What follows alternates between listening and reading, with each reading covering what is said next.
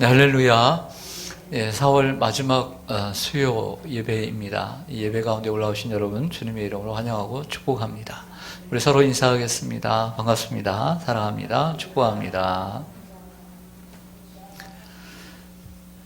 네, 오늘 마태복음 15장 21절로 28절은 그 유명한 가나안 여인의 이야기입니다.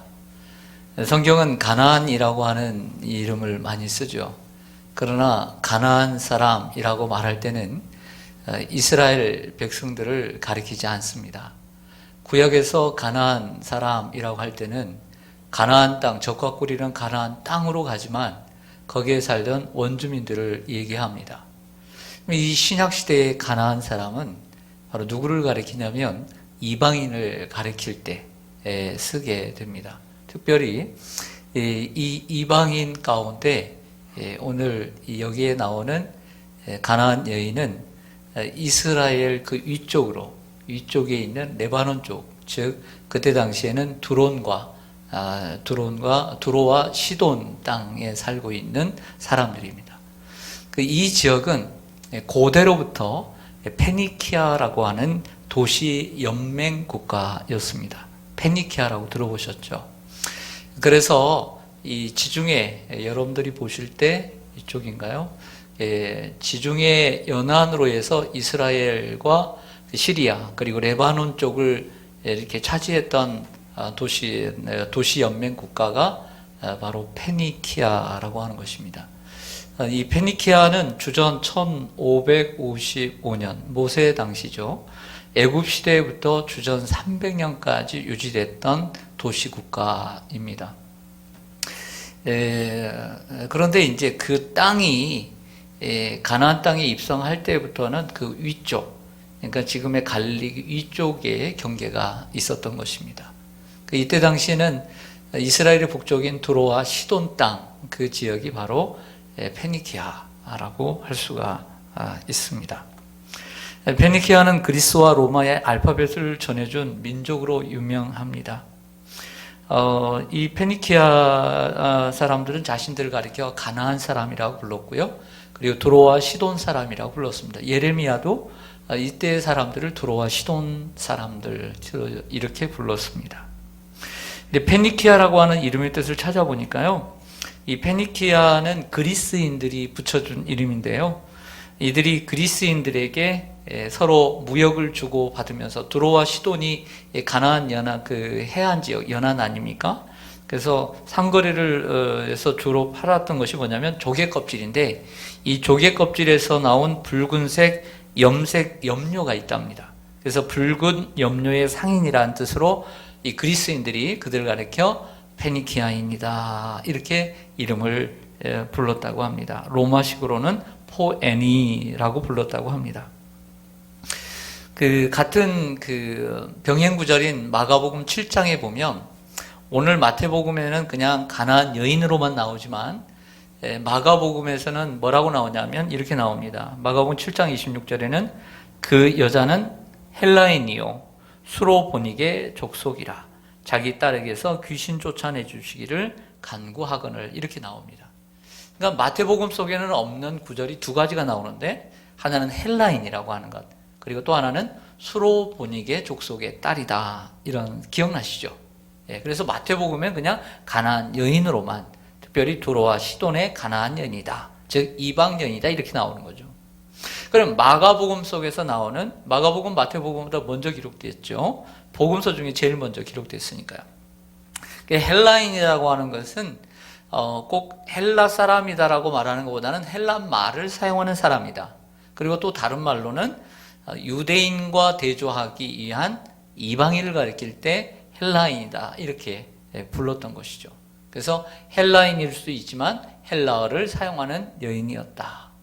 그래서 어떤 학자는 말하기를 이 여인이 헬라 말을 사용했을 것이다 이렇게 가정을 합니다. 그러면 당연히 예수님과 대화를 하려면 예수님도 헬라어를 사용을 해야 했겠죠. 예수님이 헬라어를 사용하셨을까라고 하는 그러한 글을 쓰고 있습니다. 가능성을 열어놓고 있죠. 그러나 그럴 수 있고 안 그럴 수 있습니다. 그러나 수로보닉의 족속이라는 것은 수로보닉, 당시 수로보닉의 족속은 아람어를 사용하고 있기 때문에 예수님과 동일한 언어를 사용하고 있었습니다. 수로보닉의 족속은 바로 이 두로와 시돈 지역에 오래전부터 내려오는 족속인데 바로 이 페니키아인의 후손들로 알려져 있습니다. 그래서 우리가 기억해야 될 것은 이 이스라엘의 이 북쪽 지역으로, 이 갈릴리 북쪽 쪽으로 해안 지역이 두로와 시돈이거든요.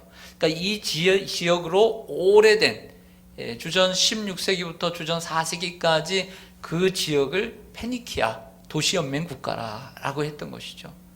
거기에 있었다라고 여러분들이 생각하시면 되겠습니다.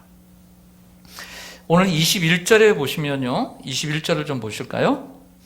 21절에 어떻게 시작하시냐면 예수께서 거기서 나가사 두로와 시돈 지방으로 들어가셨다 그랬습니다. 나온 곳은 어디입니까? 있는 대로 얘기해 주세요. 거기. 거기죠. 있는 대로 얘기해 달라니까요. 나온 데는 어디서 나왔어요? 거기서 나왔죠. 그리고 어디로 들어갔어요? 두로와 시돈입니다. 거기는 어딜까요? 당연히 예수님의 사역의 중심 지대는 북쪽이죠. 북갈릴리. 그래서 북갈릴리를 지나야만이 바로 그 위가 두로와 시돈이에요. 그러니까 갈릴리 지역에서 나가서 3일길 정도 되는데요. 두로와 시돈으로 가셨다라고 얘기를 하고 있는 거죠. 가끔씩 여러분들 이렇게 복음서를 읽다 보면 예수님께서 이스라엘 지역에서 가나안 지역으로 가끔씩 갔다가 오시고, 어떨 때는 배 타고 갔다가 오시고, 이런 걸 발견하게 되죠. 갔다가 오시는 거 그냥 쉬시려고 갔을까요? 아닙니다. 갔다 오신 데는 다 그때그때마다 다 목적이 있었죠. 오늘도 목적이 있습니다. 당시에 이제 배경을 보면 유대인들은 이 이방 지역에 가질 않았고요. 그리고 가더라도 그들을 개로 취급을 했습니다. 그리고 구약 시대의 이스라엘 백성들은 죄인들을 가리켜 잠언서에 보면 26장에 보면 개라고 취급을 했어요. 개가 그 먹은 것을 다시 토하고 다시 먹는다는 표현을 속에서 죄인들을 개라고 얘기를 했던 것이죠. 또 이 두로와 시돈은 당시에 영적으로도 어두운 곳이었습니다. 경제적으로는 바닷가에 있기 때문에 무역의 중심지이기도 했지만 죄악의 도시였던 것이죠. 그리고 우상이 넘쳤던 곳입니다. 이런 곳에 가셨을 때 한 여인이, 가나안 여인이 예수님께 저 멀리서 소리를 질렀다, 이렇게 얘기를 합니다. 22절을 보실까요? 22절 보시면 가나안 여자 하나가 그 지경에서 나와서, 지경이란 두로와 시돈이겠죠? 소리를 질렀어요. 소리를 질렀습니다.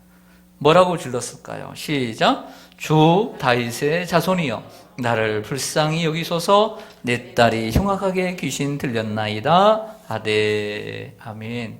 할렐루야. 소리를 질렀다라고 하는 거죠. 소리를 지른 이유는 당연히 이방인은 유대인들과 함께 가까이 지낼 수가 없었습니다. 그러니까 가까이 올 수가 없었죠. 제자들과 함께 적어도 13명, 최소한 13명이 움직이고 있는 그 남자의 무리 속에 유대인도 아니고 이방 여인이 가까이 온다는 것은 말이 안 되는 일이기 때문에 저 멀리서 소리를 질러야 들렸기 때문이겠죠. 이 여인의 이 한마디의 소리침이 모든 것을 다 보여주고 있습니다. 주 다윗의 자손이여, 나를 불쌍히 여기소서. 내 딸이 흉악하게 귀신 들렸나이다. 다 같이요. 시작.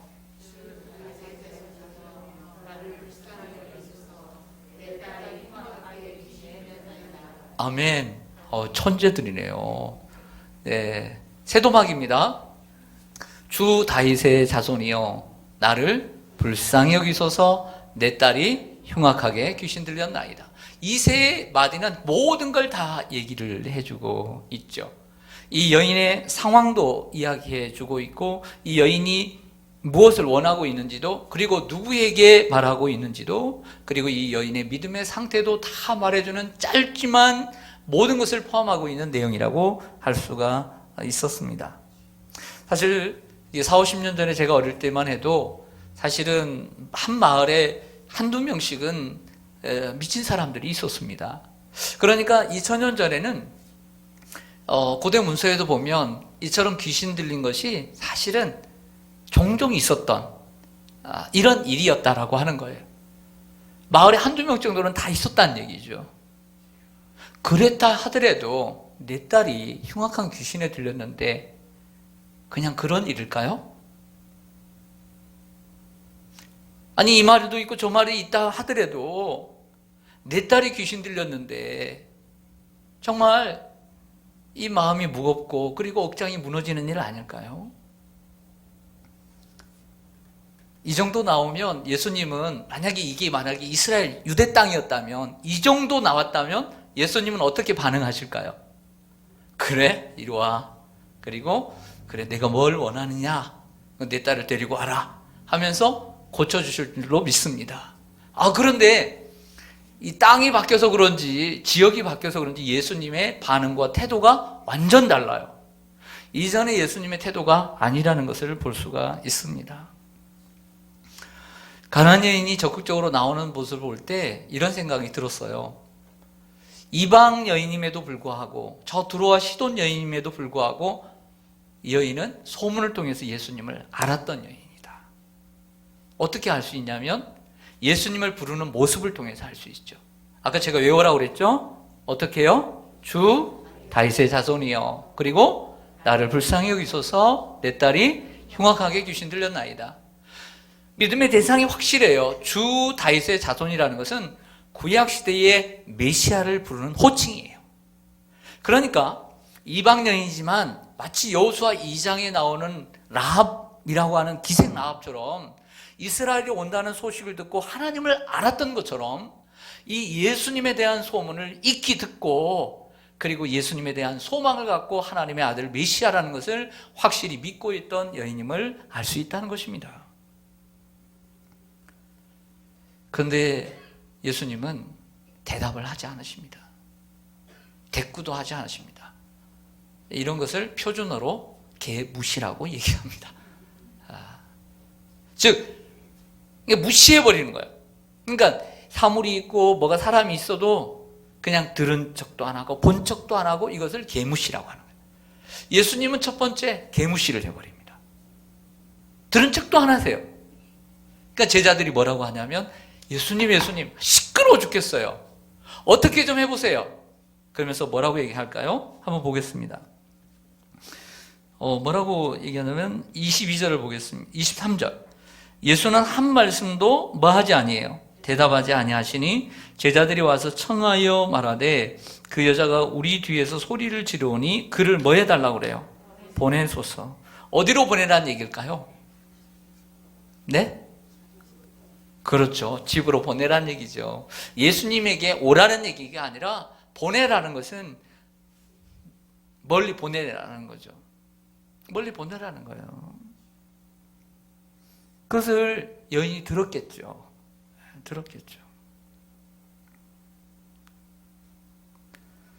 이러한 모습을 우리가 볼 수가 있습니다. 예수님은 침묵하셨습니다. 그리고 무시하셨죠. 이전에 예수님은 이 상황에서 언제나 친절하게 대답해 주셨고 또 그 기도에 응답해 주셨던 예수님.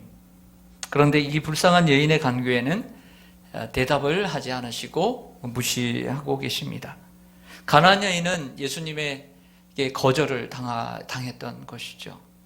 여인의 마음이 어땠을까요? 여인의 마음이 분명히 내가 이렇게, 이게 이제 헬라어는 크라조인데 이 그냥 부르짖은 것이 아니라 정말 애끓은 마음으로 부르짖었다는 얘기거든요. 분명히 예수님이 들으셨을 텐데 뭐 여기서 뭐 버스가 휘 시끄럽게 지나가고 뭐 오토바이가 지나간 소리도 안 들릴 거예요. 당시에는 너무나 조용했을 거예요.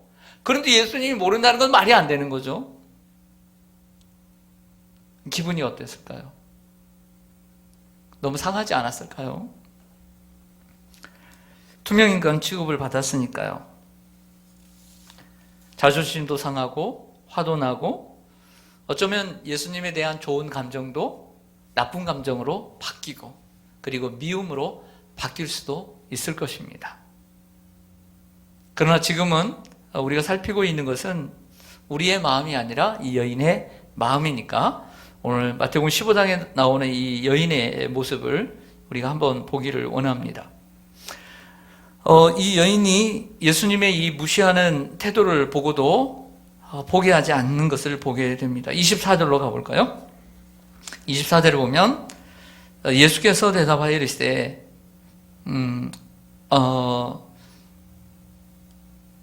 나는 이스라엘 집에 잃어버린 양 외에는 다른 데로 보내심을 받지 아니하였노라 하시니 여자가 와서 6개에 절하며 이르되 주여 저를 도우소서 이렇게 얘기를 합니다. 여러분 이 말씀 가기 전에 이제 이렇게도 적용을 할 수 있겠죠. 우리가 뭔가를 놓고 열심히 기도를 합니다. 기도의 제목이 있죠.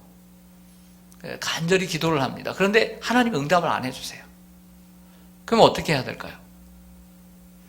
하나님의 응답이 없어요. 하나님의 응답이. 그 여인과 같은 경우에는 포기하지 않고 계속해서 예수님이 거절하시고 예수님의 응답이 없어도 기도했다는 거죠. 우리도 포기하지 않는 기도자가 되어야 합니다.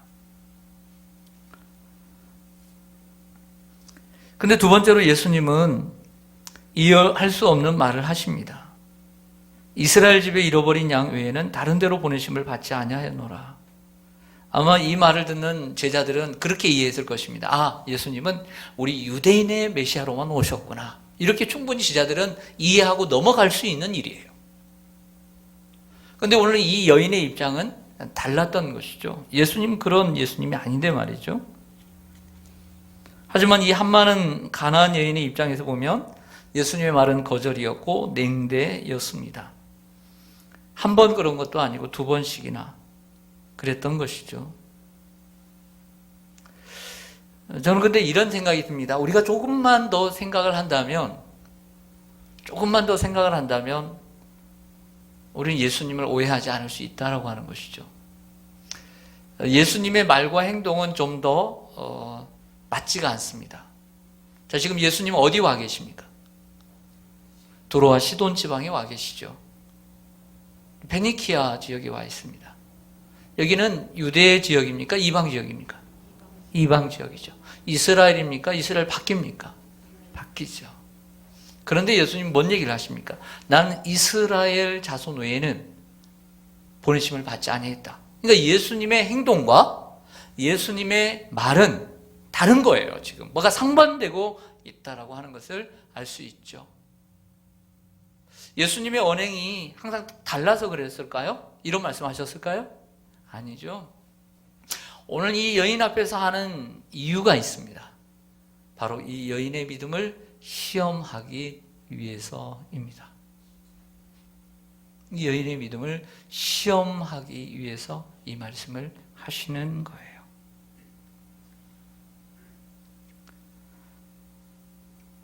한 번도 아니고 개무시를 당한 것도 아니고 또 더 나아가서 나에게 오신 것이 아니다라고 딱 잘라 말하는 예수님의 그 거절하시는 모습 앞에서 여러분 같으면 어떻게 기도를 계속 하시겠습니까?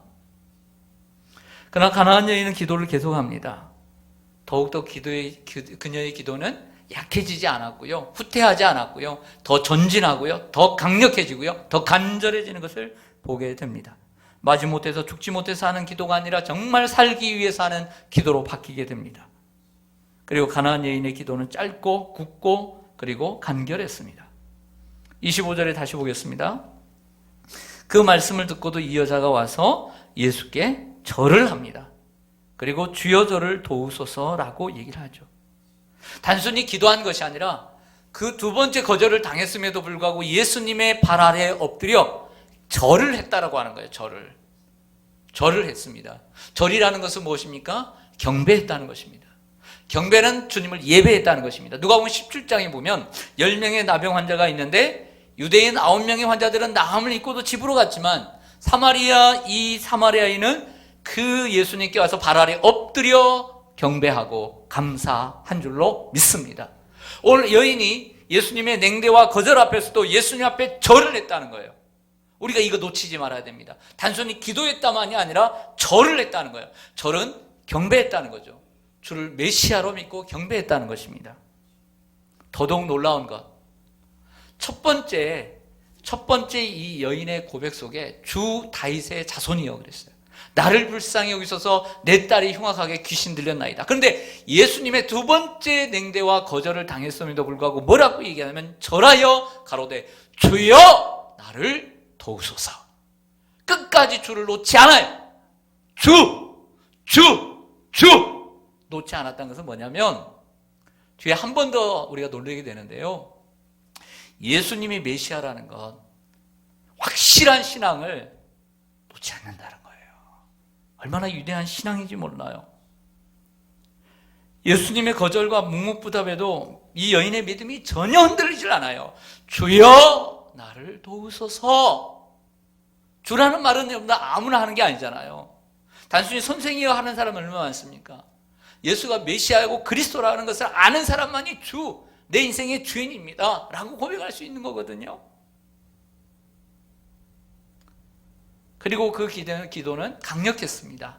주여 나를 도우소서. 따라가겠습니다. 주여 나를 도우소서. 예, 때로는 우리가 기도를 할 때 뭔가 기도의 제목이 있으면 우리가 주여를 찾아요. 주여 도우소서. 이 한마디에 다 들어있는 거예요. 때로는 기도는 짧아도 임팩트 있게 해야 돼요. 계속해서 주여 나를 도우소서. 주여 나를 도우소서. 이 딸이 도와달라는 내용은 무슨 내용이에요? 내 딸을, 이 흉악한 귀신에 들린 내 딸을 고쳐주세요. 이 말이 다 들어있는 거예요. 주여 나를 도와주세요. 주여 나에게 은혜를 베풀어 주세요. 주여 나를 불쌍히 여겨주세요. 다 똑같은 말이에요. 유명한 그 다니엘서의 그 9장 19절의 기도를 보면 다윗의 이제 환상으로 들어가면서 다윗이 이제 세일에를 기도를 하고 이제 기도의 얘기를 많이 하거든요. 그러면서 여기서 이제 다니엘이 어떻게 기도를 하냐면 주여 들으소서, 주여 용서하소서, 주여 응답하소서 이 기도를 합니다. 그래서 어떤 목사님들은 바로 여기서 주여 3창이 나왔다. 다니엘서 9장 19절을 보면 다니엘이 주여 들으소서, 주여 용서하소서, 주여 응답하소서 이렇게 계속 부르거든요. 저도 기도할 때 그 주여를 어떤 대상을 놓고 딱 이제 포커스를 맞추고 난 다음에 계속 이제 그분을 위해서 막 기도를 할 때 주여 계속 부르죠. 주여. 이게 주여라는 기도에서 이 한 외마디 속에 다 들어있지 않습니까? 우리 주님은 아시니까. 이 가나안 여인을 살펴보면서 이제 생각났던 한 여인이 있습니다. 저희 옛 여인은 절대 아니에요. 네, 오래된 여인이긴 해요. 한나예요. 사무엘상 1장을 보면 에브라임 산지에 엘가나라고 하는 한 가장이 있었는데 사랑하는 아내 한나를 무척 사랑을 했습니다. 근데 시간이 가고 세월이 가도 애가 없는 거예요. 그래서 분인나라고 하는 아내를 또 얻게 됩니다. 이 분인나는 계속 애를 잘 낳는 거예요. 근데 아무리 엘가나가 한나를 사랑해도 한나의 마음은 그 무엇으로도 채울 수가 없었던 거죠. 그래서 절기를 맞이해서 예루살렘으로 올라가 있을 때 한나가 이제 성소에 들어가게 되죠. 그 성소에 들어가서 기도를 하기 시작하는데 성소 앞에 탁 들어가니까 벌써 그때부터 마음이 무너지는 거죠. 누구에게도 말할 수 없는 그 아픔을 하나님 앞에 말하다 보니까 통곡을 해버려요. 통곡을 울면서 통곡을 하는 거예요. 많은 시간이 흘렀습니다. 통곡을 하다 보니까 먹은 것도 별로 없고 밥맛도 없잖아요. 먹은 것도 보니까 힘이 없어. 한참을 몇 시간을 기도하고 보니까 힘이 없으니까 그냥 조그만한 소리로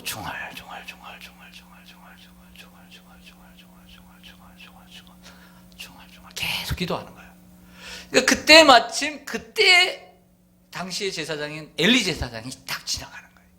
이 엘리 제사장이 그냥 지나갔으면 되는데 이게 또 한마디 하고 넘어갑니다. 한마디 더 하고 넘어가죠.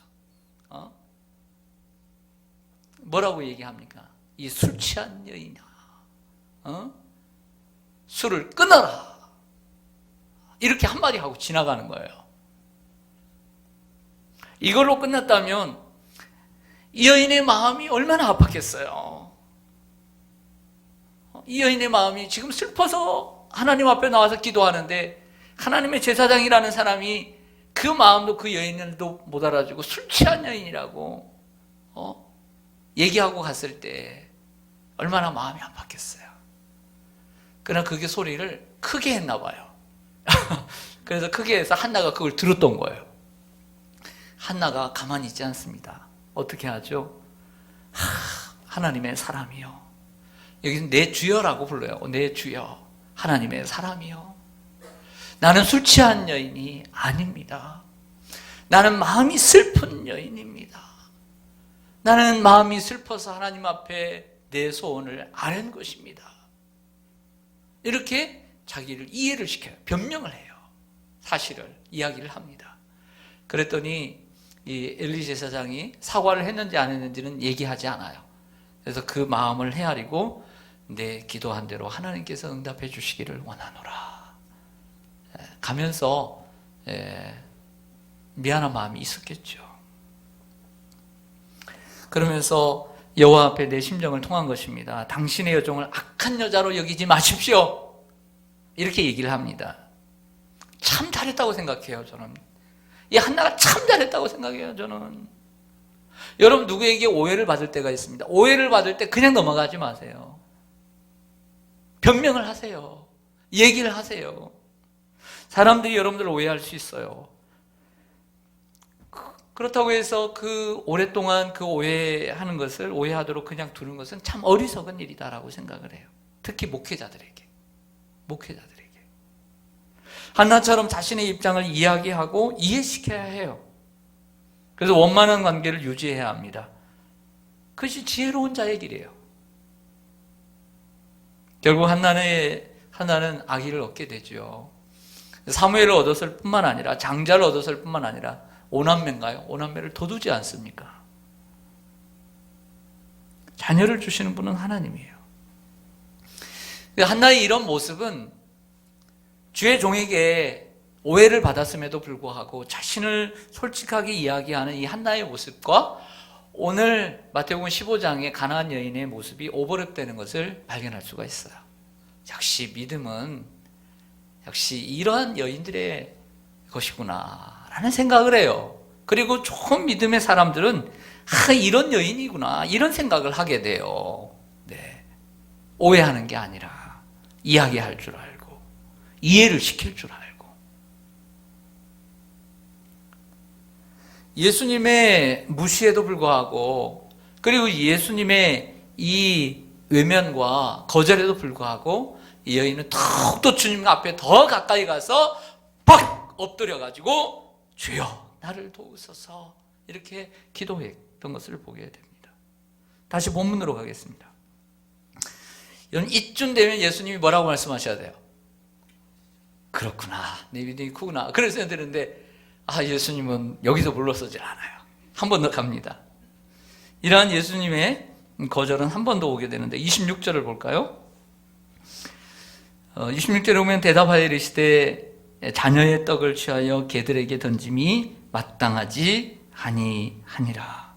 이게 웬일입니까? 예수님 더 하세요. 너무너무 하세요. 정말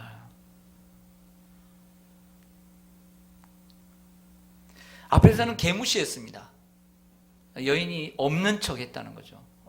뭐 있는지 없는지 관심도 안 갖고. 근데 이번에는 개 취급을 하고 있어요. 당시 유대인들은 죄인을 개라고 불렀다고 했습니다.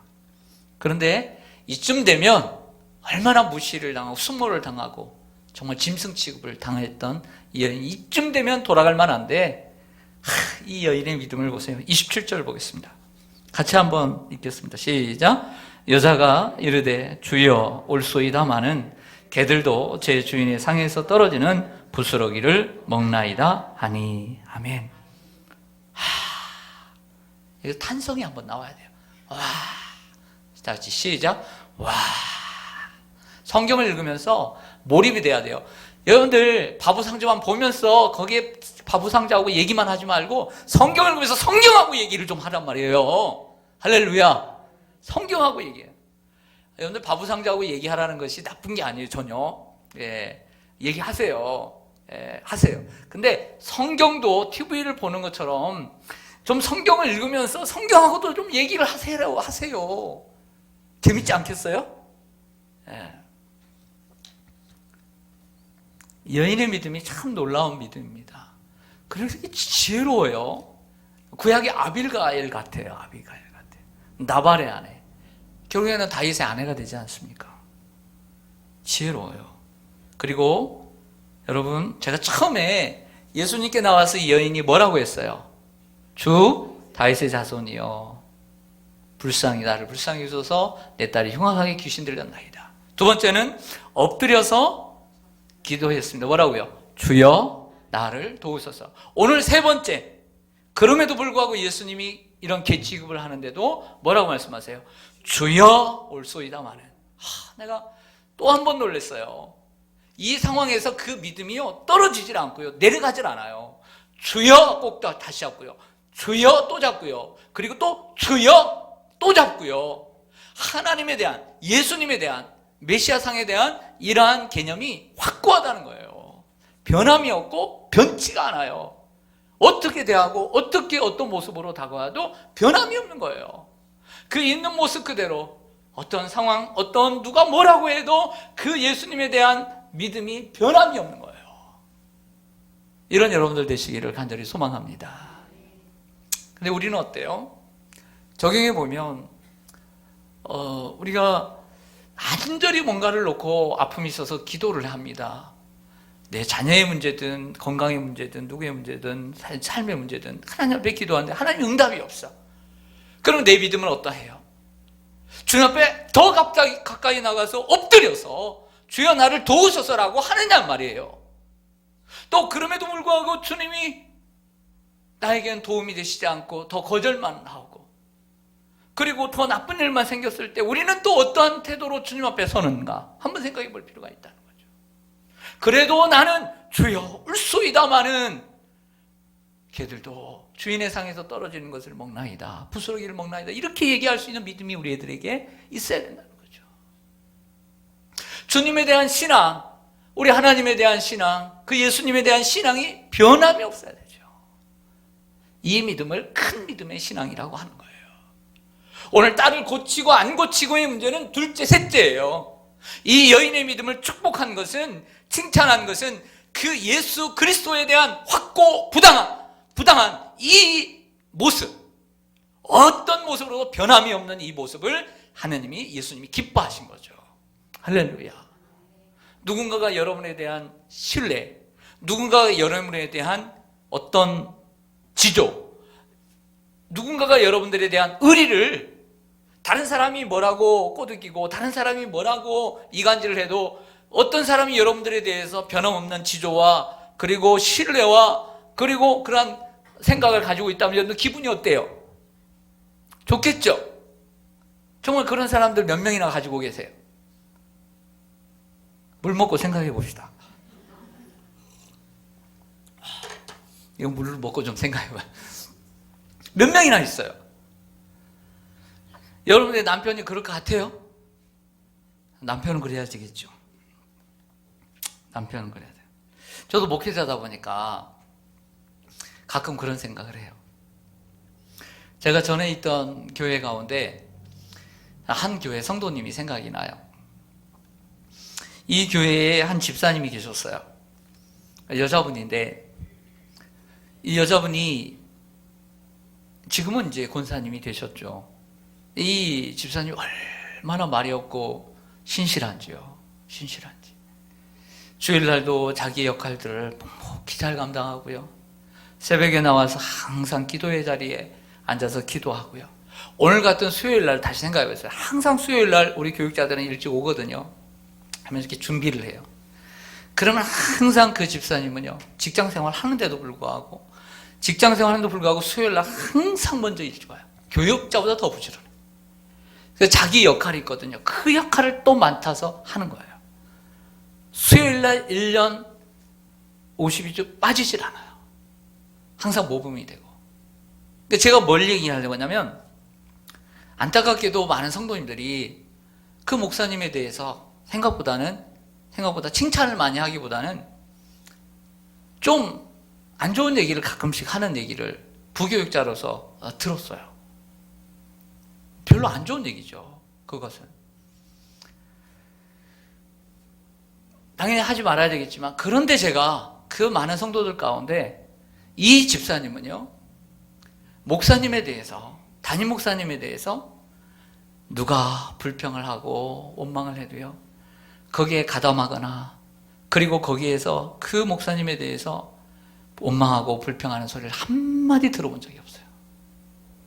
한마디 들어본 적이 없어요.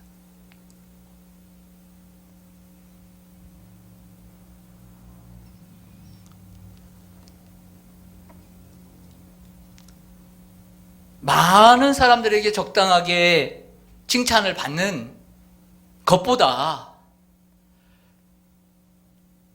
단 한 사람이라도 어떠한 상황 가운데 담임 목사를 신뢰하고 믿고 뒤에서 조잘거리지 않고 그런 사람 딱 한 사람이 있는 게 더 낫지 않을까라는 생각이 들 때가 있어요. 많은 사람들이 잘할 때는 칭찬을 많이 하고 안 좋을 때는 불평하고, 이런 성도들이 칭찬이 더 많겠지만 이런 것을 듣는 것보다 어떠한 상황이든지 간에 정말 목사님을 믿고 따르고 어떠한 상황까지든지 사람들과 함께 같이 뒤에서 속닥거리지 않고 그런 한 사람이라도 있으면 얼마나 좋을까, 이런 생각이 들 때가 있어요. 불만은, 그리고 불평은 누구나 다 할 수 있는 쉬운 일이에요. 참 쉬운 일이에요, 그건. 그런데 원망과 불평을 할 수 있지만 한 번 하지 않고 그에 대한 신의를 지키는 것은 어려운 일이에요. 이 여인은 예수님에 대한 신의를 갖고 신뢰를 가지고 변치 않는 믿음을 가지고 있었어요. 또한 아무리 예수님께서 하신 말씀이 받아들이기 어려운 말씀이라도 예수님께서 하신 말씀을 반박하는 것은 아무것도 얻을 수 없는 것입니다. 그러므로 예수님의 말씀을 수용하는 것이 지혜로운 것이죠. 가나안 여인은 자신이 개가 맞다고 수용합니다. 뭐라고 얘기하냐면, 개들도 주인의 상에서 떨어지는 부스러기를 먹습니다, 이렇게 기도하죠. 이 여인은 예수님의 말씀에 상처를 받지도 않고요, 자존심이 상하지도 않았습니다. 이 말은 이렇게 받아들입니다. 예수님 맞아요. 제가 개입니다. 제가 개 맞습니다. 이렇게 표현하는 거예요. 자기 말은 주여 맞습니다. 내가 죄인입니다. 내가 짐승 맞지도 못한 죄인인 것을 압니다, 주님. 이런 기도를 하고 있는 거죠. 이 기도는 마치 배에서 아무것도 못 잡았지만 예수님 말씀하신 대로 깊은 곳에 가서 고기를 많이 잡은 베드로가 그 모습 가운데 예수님의 발 아래 엎드려 주여 내가 죄인입니다, 나를 떠나소서 했던 그 죄인의 고백과 똑같은 것이라고 봅니다. 여인은 예수님 앞에서 겸손했습니다. 그리고 예수님 앞에서 얼마나 자신이 큰 죄인인지도 알았습니다. 28절 보실까요? 28절 마지막입니다. 이에 예수께서 대답하여 이르시되 여자여 내 믿음이 크도다, 내 소원대로 되리라 하시니 그때로부터 그의 딸이 나으니라. 아멘. 할렐루야. 예. 자, 여기서 우리는 몇 가지만 생각하고 마치겠습니다. 첫 번째는 예수님이 칭찬하는 것은 여자의 믿음이었다라고 하는 거예요. 믿음이었다. 지금까지 이 여인이 예수님 앞에서 보여온 이 행동은, 그리고 제가 여러분들에게 설교한 이 행동은 다 믿음에서 나온 거예요. 믿음에서. 말이나 태도나 행동이나 다 믿음에서 나온 거예요. 믿음에서. 그 믿음. 이 믿음이 우리에게 중요합니다. 그리고 예수님 우리에게 믿음을 요구하시죠. 믿음이 우리를 존귀케 합니다. 그리고 두 번째 우리가 생각해 볼 것은 믿음이 크도다라고 하는 것에서 생각해 볼 수 있습니다. 믿음은, 우리 성도들에게 주신 믿음은 하나님이 우리를 존귀하게 여기신 것처럼 성도들의 믿음도 다 존귀하게 여기세요. 작든 크든 다 믿어요. 그러나 믿음에는요, 큰 믿음이 있고 작은 믿음이 있어요. 약한 믿음이 있고요, 강한 믿음이 분명히 있다는 것을 오늘 말씀하고 있어요. 여러분들은 어떤 믿음이라고 생각하십니까? 결국 여인의 딸은 낳았습니다. 그리고 귀신에게서 자유를 얻었습니다. 이 가정은 행복을 얻었습니다. 할렐루야. 네.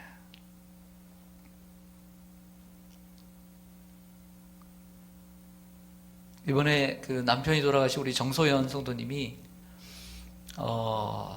여러분들 기도해 주신 둘째 딸의 둘째 아들 남예준 7살짜리 아이가 작년에 6살이었는데 뇌종양으로 사실은 포기했었습니다. 포기하고 서울대, 연대 또 어디 다 갔는데 안 되더래요. 그래서 나중에 아산병원을 갔대요. 아산병원. 그랬더니 한번 위험 부담은 있지만 혹시 이 수술을 해서 아이가 팔 한쪽이나 다리 한쪽을 못 쓸 것 같을 가능성이 있다. 그래도 한번 해보자. 죽는 것보다 낫다. 그래서 했대요. 여러분들 기도를 많이 해주셨죠. 우리도 같이 기도를 했죠. 근데 이번에 이제 장례를 치르면서도 그 전부터도 말씀하셨지만 아이가 깨끗하게 나은 거예요. 할렐루야. 그래서 아직까지는요, 그 형이 9살짜리인데요, 자기 집에서 자기가 대장이래요. 몇 개월 후에 죽는다고 그랬거든요. 그래서 제가 깨달은 것은 아이들을 우리가 살아가면서 단 0.1%라도 있어도요, 포기하지 말아야 돼요. 포기하지 말아요. 항상 기도해 주셔서, 우리 시온산교회 성도님들이 기도해 주셔서 얼마나 감사한지 몰라요. 그런 감사의 고백을 하세요, 성도님이. 그리고 좀 전에 이제 말씀드린 것처럼 세 번째는 예수님께서 이 두로와 시돈 지방, 페니키아 지방으로 오셔서 이 가나안 여인을 딱 만나고 다시 복귀하세요. 다른 일 하지 않았어요. 자, 이 일은 무슨 말이죠? 예수님은 이 가나안 여인을 위해 오신 거예요. 이 단 한 가지 사건. 그러니까 이 모든 것이 예수님의 계획이었고, 그리고 예수님이 그걸 시험하셨던 것이죠. 항상 예수님은 영혼에 관심을 갖고 있습니다. 마지막으로 기도의 목적이 나옵니다. 기도는 사랑하는 사람을 지켜가는 것입니다. 제가 주일에도 말씀드린 것처럼 기도는 나 자신을 지키는 것이고, 그리고 내가 사랑하는 사람들을 지키는 거예요. 오늘 이 여인의 기도는 지키는 기도예요. 어떻게 해요? 처음 예수님이 응답이 없어도 포기하지 않고, 예수님이 거절하셔도 포기하지 않고 더 주님 앞에 가까이 나아가, 또 예수님이 그렇게 해도 계속 끝까지 예수님을 붙잡고 사랑하는 사람을 지키고 있는 거죠. 여러분 어떻게 기도를 좀 지키고 있습니까? 기도를 더 붙잡고 계세요? 아니면 기도를 잡은 손이 더욱더 힘이 있어야 되는데 약해지지는 않으셨어요?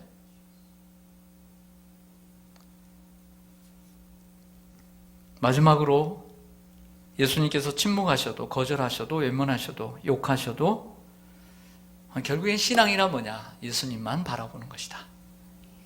이런 여러분들 되시기를 간절히 소망합니다. 네, 기도하겠습니다.